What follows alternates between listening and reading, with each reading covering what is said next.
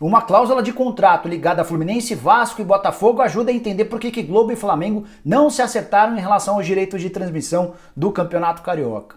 No vídeo de hoje do canal do Nicola, te explico essa história. Quero te falar também sobre a perda que o Corinthians vai ter com patrocinadores. 5 já deixaram de pagar as contas do Timão. Para arrematar, mais 2 informações. Caio Henrique, lateral esquerdo emprestado para o Grêmio, como é que é a situação contratual dele diante do assédio do Porto? E para fechar, informações sobre Bryan Ruiz, meio-campista do Santos. Ele não joga desde 2018, pelo menos em campo, porque nas quadras, como tenista, ele tem mandado muito bem.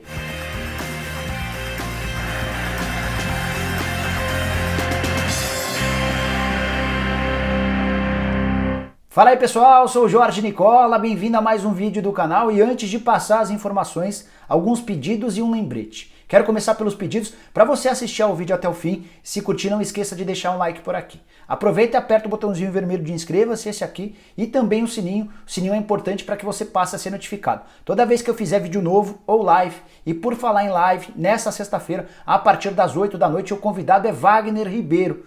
Talvez o maior empresário do futebol brasileiro durante mais de uma década. Cara responsável, por exemplo, pelas idas de Robinho, Kaká, Lucas Moura, Neymar, entre outros, para o futebol europeu. Você não pode perder essa live, tenho certeza que vai fazer bastante barulho. Quero começar o vídeo de hoje falando sobre Caio Henrique, lateral esquerdo que pertence ao Atlético de Madrid e está emprestado ao Grêmio até dezembro. Quem acompanha o canal do Nicola há mais tempo vai lembrar que eu fui o primeiro a cravar que o Caio Henrique jogaria no Grêmio nessa temporada, apesar do assédio. Mas, por conta da concorrência lá atrás, o Grêmio precisou fazer algumas concessões na hora de se acertar com o Atlético de Madrid. E nesse momento em que o Caio Henrique é pretendido pelo Porto, isso pode ser um problema. Primeiro eu vou te contar o porquê do Porto estar de olho no Caio Henrique, levando em consideração que o Alex Telles é o titular do time e vive grande fase. O Alex Telles é pretendido pelo poderoso PSG, que tem bastante dinheiro para investir, e o Porto já começou a analisar possibilidades de brasileiros. E aí que apareceria o Caio Henrique, jogador emprestado pelo Atlético de Madrid até o fim dessa temporada. O Grêmio pagou 2 milhões e 300 mil reais por esse empréstimo.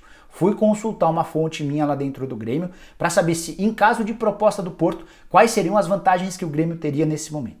E as vantagens são zero. Não a taxa de vitrine, que é aquela taxa que o clube que tem o jogador por empréstimo recebe em caso de uma negociação em definitivo, ou seja, se o Porto contratar o Caio Henrique, o Grêmio não leva qualquer centavo e o tricolor gaúcho também não tem direito a um valor fixado para compra. Aí é um verdadeiro leilão, aquele que oferecer mais vai acabar comprando o jogador. A boa notícia é que o Deco, ex-jogador de futebol da seleção portuguesa, de Fluminense e vários outros clubes, que é quem representa o Caio Henrique, garantiu que ele vai cumprir o contrato até dezembro. Não sei até que ponto dá para assegurar que essa garantia pode valer, até porque a gente não sabe o nível de proposta que vai chegar do Porto em relação ao Atlético de Madrid, mas é algo que pode preocupar o torcedor do tricolor gaúcho, afinal de contas o Caio Henrique é muito bom lateral esquerdo. Quero falar agora sobre Bryan Ruiz, meia que defende o Santos. Se bem que defende talvez não seja a melhor expressão para usar, afinal de contas ele não entra em campo com a camisa do Santos desde o fim da temporada de 2018.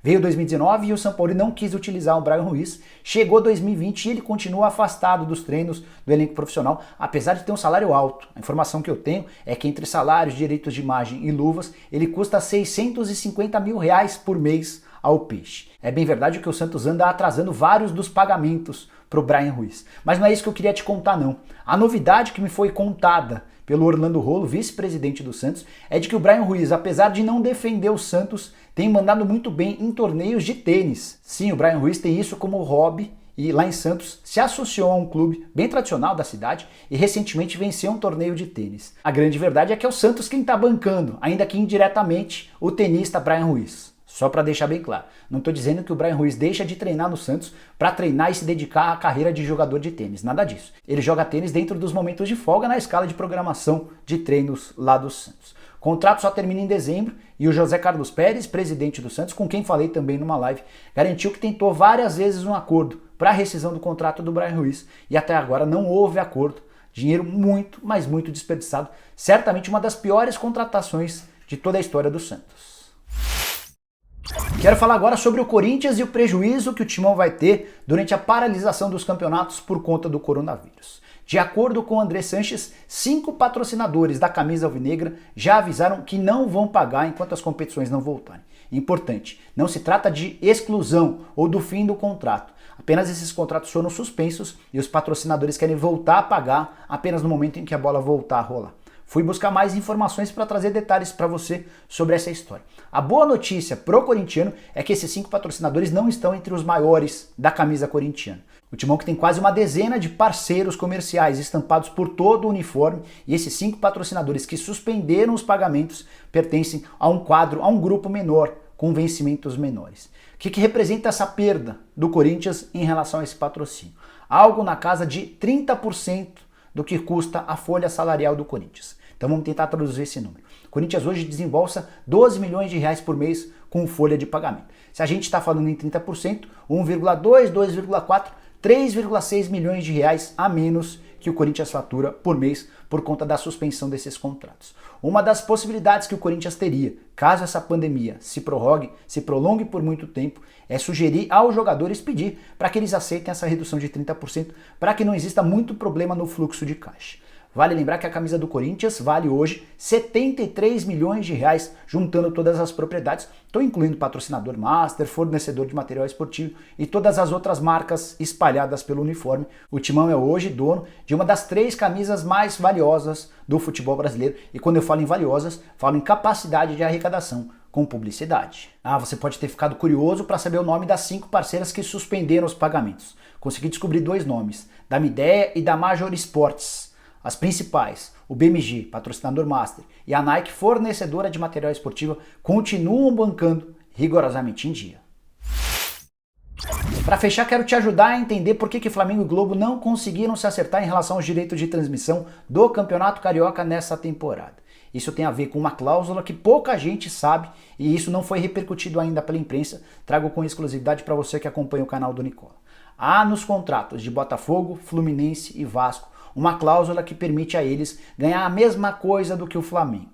Então, se a Globo aumentar qualquer vencimento para o Flamengo em relação ao direito de transmissão, os outros 3 vão se sentir no direito de buscar junto à Globo o mesmo valor, o que tornaria para a Globo a operação do Campeonato Carioca algo absolutamente fora da realidade. Só para contextualizar toda essa história. Os 3 que eu já citei, o Vasco, o Botafogo e o Fluminense, têm um contrato longo com a Globo. Já o contrato do Flamengo com a Globo, referente ao Campeonato Carioca, terminou no ano passado. E as partes tiveram todo o ano de 2019 para chegar a um acordo. Não rolou porque o Rodolfo Landim, presidente do Flamengo, exigiu 100 milhões de reais por ano pelos direitos de transmissão do Campeonato Carioca.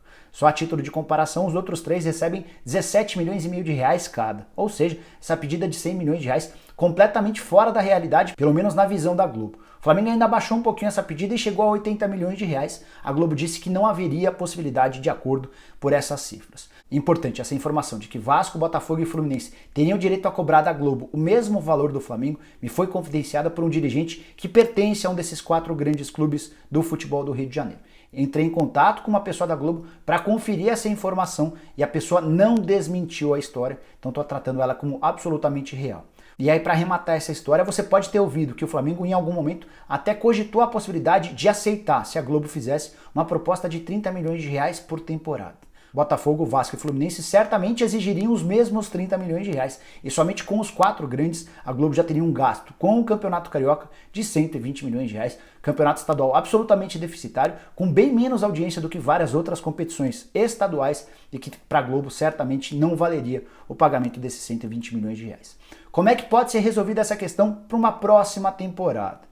Uma alternativa seria de a Globo e o Flamengo encontrarem soluções paliativas. A Globo poderia comprar outras propriedades que não ligadas ao Campeonato Carioca e essa grana ser utilizada no fundo para o pagamento das transmissões do Campeonato Carioca pelo Flamengo. Então, o Flamengo receberia a mesma coisa que os rivais, os 17 milhões e meio de reais. É provável que por ano que vem exista um reajuste, mas a Globo compraria outras propriedades do Flamengo também ligadas à transmissão, ainda que tivessem pouquíssima utilidade e nem fossem exibidas na Globo, mas seria uma alternativa para que os rivais não pudessem cobrar do Flamengo e da Globo um reajuste ou o mesmo patamar financeiro do grande rival.